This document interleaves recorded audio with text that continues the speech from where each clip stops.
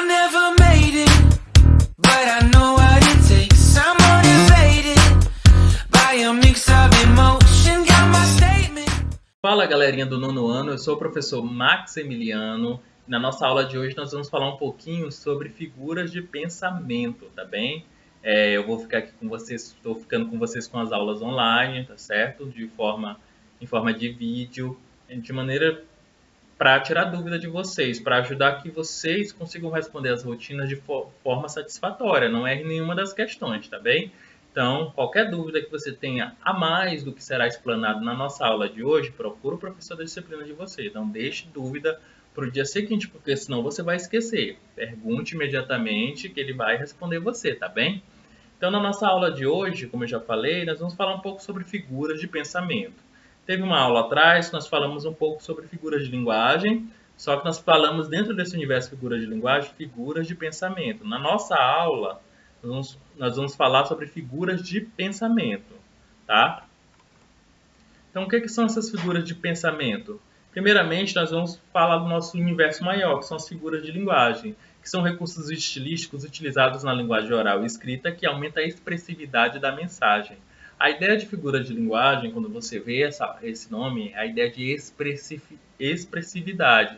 Imagina que você tem uma mensagem a ser mandada, né? Você vai escrever um bilhete, você pode expressar inovando na linguagem por meio dessas figuras de linguagem, tá bem? Que são, entre outras, metáfora, metonímia. Então você tem como deixar essa tua linguagem um pouco mais especializada, com sua identidade, com a sua cara, por meio das figuras de linguagem que você pode lançar mão, tá certo?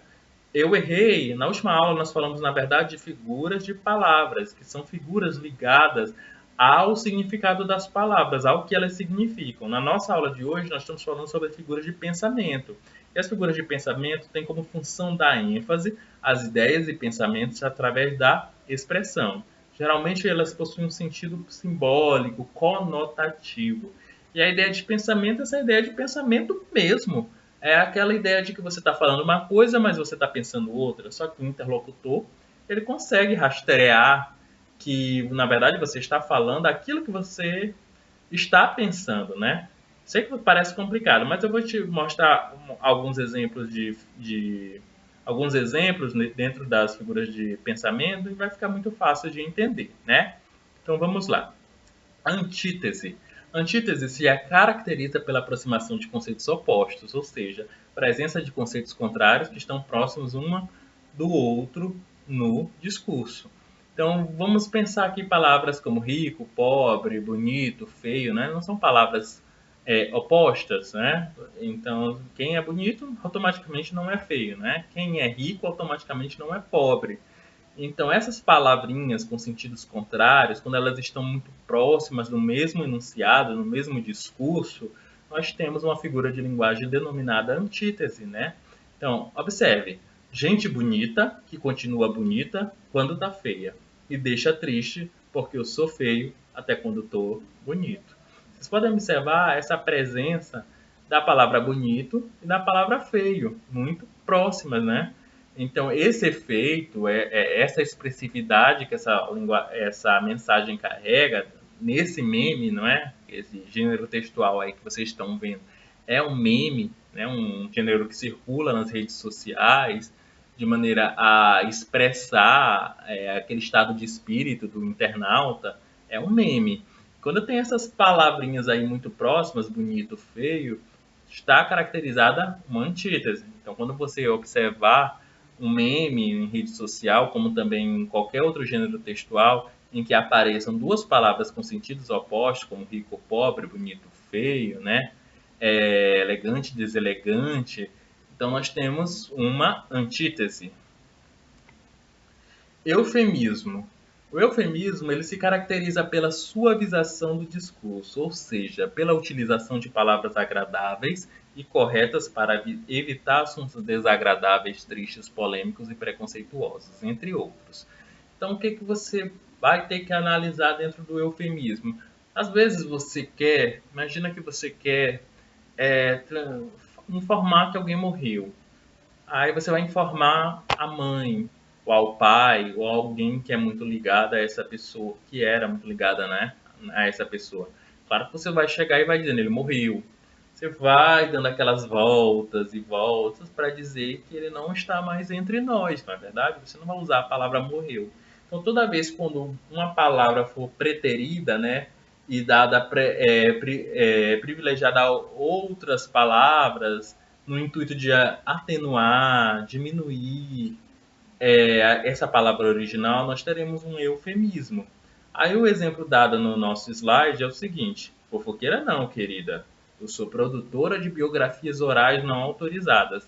A gente percebe nesse discurso que a personagem ela considera essa palavra fofoqueira muito forte, então ela utiliza esse outro conjunto de palavras, né, produtora de biografias orais não autorizadas, para diminuir, atenuar. Ela considera essa palavra fofoqueira desagradável, né? Ninguém gosta de ser chamado de fofoqueiro. Então ela utiliza desse monte de palavras, desse palavreado todinho para trocar por fofoqueira, entendeu? Então toda vez quando você fizer o uso de um conjunto de palavras, uma outra palavra, para tentar diminuir o efeito que certa palavra poderia ter, você está fazendo uso dessa figura de linguagem denominada eufemismo, não é? Então vamos para a próxima. Gradação ou clímax, né? Na verdade, a gradação e o clímax são meio que duas figuras diferentes, só que elas são muito iguais na estrutura. Vamos tentar entender. A gradação, também chamada de clímax, se caracteriza por um encadeamento crescente ou decrescente de ideias que provoca uma intensificação, suavização progressiva da mensagem, né? Vou te dar um beijo, 10 beijos, 100 beijos, 1000 beijos. Você percebe, ó, uma escadinha. 1 beijo, 10 beijos, 100 beijos, 1000 beijos, né? Temos aí uma figura de linguagem, quando a gente vai subindo, né? Quando a ideia é crescente, nós temos uma ideia de clímax, tá certo? E a gradação seria justamente esse oposto. Seria quando, se eu pudesse dizer assim, vou te dar 1000 beijos, 100 beijos, 10 beijos, 1 beijo, esse esvaziamento, essa diminuição da ideia da primeira ideia, nós temos uma gradação, tá certo? Então, a gente tem está crescente, é clímax, está decrescente, é gradação, tá ok? Hipérbole. A hipérbole se caracteriza pelo uso de expressões que exageram muito a realidade, intensificando excessivamente a mensagem transmitida. A palavra que você tem que ligar, hipérbole, é a ideia de exagero, tá certo? Intensificação, você está exagerando enquanto falante, ou às vezes você não exagera para dizer alguma coisa, né? Você exagera intencionalmente para dramatizar mesmo, né? Para que a pessoa se sinta comovida com a sua situação. Então, quando tiver essa situação, nós temos uma hipérbole, ou a figura baseada no exagero, não é? Então, a gente tem dois exemplos aí para que possamos explorar. No primeiro exemplo, a gente só tem linguagem não verbal. A gente não está falando de figuras de linguagem. Obviamente, elas não vão ser manifestadas apenas em textos escritos em orais, mas também pode ser manifestada em imagens. Na primeira imagem, observe comigo, nós temos aí uma cenoura, né, uma tábua, e nós temos uma imagem de uma faca, né? Nós não conseguimos ler o que tem embaixo, mas é uma propaganda de uma faca muito boa, muito poderosa, não é verdade? Só que o que ocorre? A faca é tão boa, e uma faca normalmente ela serve para cortar alimentos, né? Mas ela é tão boa que ela consegue cortar a tábua que é de madeira, né? Então tem um certo exagero nessa propaganda. Obviamente essa faca, a real, ela não corta a tábua, né? O objetivo dela é cortar os legumes, as verduras, as frutas. Mas aí há um exagero. Para ela dizer que é tão boa, muito boa, que é capaz de cortar a tábua. Então, quando nós tivermos essa figura de linguagem baseada no exagero, nós temos a hipérbole.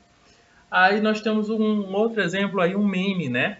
Aí você entra de férias e vira escravo da sua mãe em casa. Tenho certeza que você já disse isso, né? Foi de férias, entrou em férias, aí a sua mãe fez você fazer serviços domésticos, né?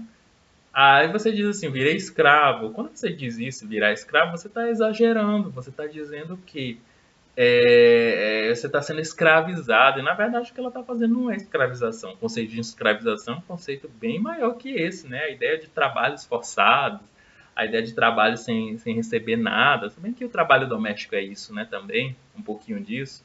Um pouco de trabalho forçado, um pouco de trabalho sem remuneração. Mas a ideia de a ideia de ser escravo, ela é muito maior que essa, né? Então, quando você diz que é escravo, você está fazendo uso de uma hipérbole, né? Que é o que o meme aí diz, né? Está sendo escravo da sua mãe. Na verdade, ele está fazendo tarefas domésticas demais, né? A ironia. A ironia se caracteriza pela transmissão intencional do oposto que se pretende transmitir, com o objetivo de satirizar uma determinada pessoa, objeto ou situação. Você diz algo, aquilo que eu falei, de pensamento. Você está dizendo algo e está pensando totalmente oposto do que você está dizendo. E é possível recuperar isso pelo discurso, né? Pelas condições desse discurso. Aí eu vou dar um exemplo, dois exemplos bem claros, né? Piso nacional para professores aumenta para 1.450. Parece uma manchete de jornal. A professora está vendo essa manchete e está pensando: puxa, que ótimo, né?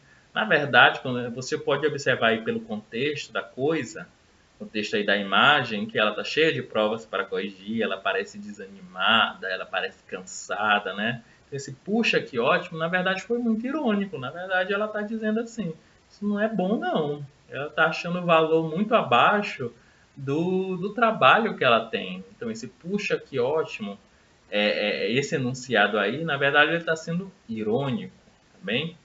E nessa segunda imagem nós temos outro meme, né? Eu gosto muito de trabalhar com memes, porque são textos a que vocês têm acesso. Então, observe. Sua opinião é tão importante que eu vou usá-la como papel higiênico, né? Então, a gente percebe aí uma ironia bem forte. Na verdade, a gente percebe mais de uma figura de linguagem. Mas vamos fazer a exploração da ironia, né? Se essa opinião é importante, papel higiênico geralmente a gente usa para outras, a gente usa e descarta logo, né? Na verdade. E ela fala que a opinião é importante. Se é importante, ela deveria ser guardada e não ser jogada fora, né? Deveria ser assimilada a opinião e não jogada fora. Então a gente tem aí uma ironia, né? Se você ouvir isso de alguém, você já vai captar que ele está sendo irônico. Ele está dizendo que não, a sua opinião não interessa, não me importa. Então, só que ele faz uso desse dizer que, na verdade, diz o contrário. Ela não é importante, ela não é necessária, tá bem? Espero que você tenha entendido o que é ironia. Paradoxo ou oxímoro, né? O paradoxo, também chamado de oxímoro, se caracteriza pela associação de dois conceitos contraditórios que formam uma única ideia. Aí o exemplo que eu sempre coloco, que eu acho maravilhoso, é esse meme, né? Pego o celular, olho as horas, aí eu guardo o celular e não sei que horas eram, né? O paradoxo, ele é muitas vezes confundido com a antítese. Mas veja bem, a antítese eu tenho a presença de duas palavras que são opostas. No paradoxo eu tenho dois conceitos, ela é uma antítese mais radical, dois conceitos contraditórios que anulam uma ideia. Veja bem, eu peguei o celular, né? Olhei as horas, guardo o celular, não sei que horas eram. Isso é bem paradoxal. Se você pegou para olhar, obviamente você sabe que horas eram, né? Então essa ideia é muito paradoxal, muito vazia, né? É a mesma coisa assim quando você fala sonhar acordado. Ninguém sonha acordado, né? São ideias paradoxais aí entre si. O ato de sonhar pressupõe que a pessoa esteja dormindo. O ato de acordar pressupõe que a pessoa não consiga mais sonhar, porque ela não está dormindo. Então, quando a gente tem essas ideias opostas que se anulam entre si, nós temos um paradoxo. E por fim, por último, para finalizar nossa aula de hoje, nós temos a personificação ou prosopopeia, que no slide diz o seguinte: a personificação, também chamada de prosopopeia, se caracteriza para a atribuição de características, sentimentos e ações humanas a seres inanimados e ou irracionais. Então, o ser humano é capaz de muitos atos que certos seres são incapazes, né? O ser humano é capaz de falar, mas um gato não fala. O ser humano é capaz de chorar, mas uma televisão, uma cadeira, um dado, né? Não é capaz disso. Então, toda vez que eu tiver uma atribuição que é tipicamente humana a um ser irracional, no caso, um gato, um cachorro, um pássaro, ou a seres inanimados, no caso, uma estante, uma cadeira, né, um vidro, um papel higiênico. Então, nós teremos aí uma prosopopeia ou personificação. Grave bem essas palavras, tá? Aí nós temos, vamos explorar aí esse anúncio publicitário, em que, eu não sei se vocês estão conseguindo ler, mas nós temos aí um cachorro, um gato, e cada um está declarando o que fez para ser preso, né? O primeiro cachorro ele diz assim, roí uns sapatos. O gato diz assim, a minha dona foi de férias. O terceiro cachorro, os meus donos vão ser pais. O outro gatinho, arranhei o sofá novo. O cachorro diz assim, o meu dono mudou de país. E a última, parece uma gatinha, né? A minha dona é alérgica, né? A culpa não é deles, é de quem os abandonou. É como se os gatos falassem, né? Os gatos e cachorros falassem, declarassem isso, por que eles foram expulsos do lar, por que eles foram abandonados. A gente sabe que esses animais não falam, né? Gatos e cachorros não são providos do dom da fala como ser humano. Então, quando você atribui algo que é do ser humano para cachorro, gato, ou um objeto, ou uma estação do ano, inverno, verão, o vento chorou, é, o inverno andou, né, no sentido de andar com as próprias pernas. Então, toda vez que eu tiver essa atribuição de características humanas, de ações humanas aos seres irracionais ou inanimados, nós temos uma personificação ou prosopopeia. Guarda bem essas duas palavras. Galerinha, nossa aula termina por aqui hoje. Eu espero que tenha sido gostosa de ser assistida, tá bem? E na próxima aula, na próxima rotina, na verdade, eu volto com uma nova aula. Fique acompanhando, que eu tenho certeza que você vai conseguir responder sua rotina se você prestar bastante atenção nessa nossa aula aqui, tá bem? Muito obrigado e até mais. Tchau!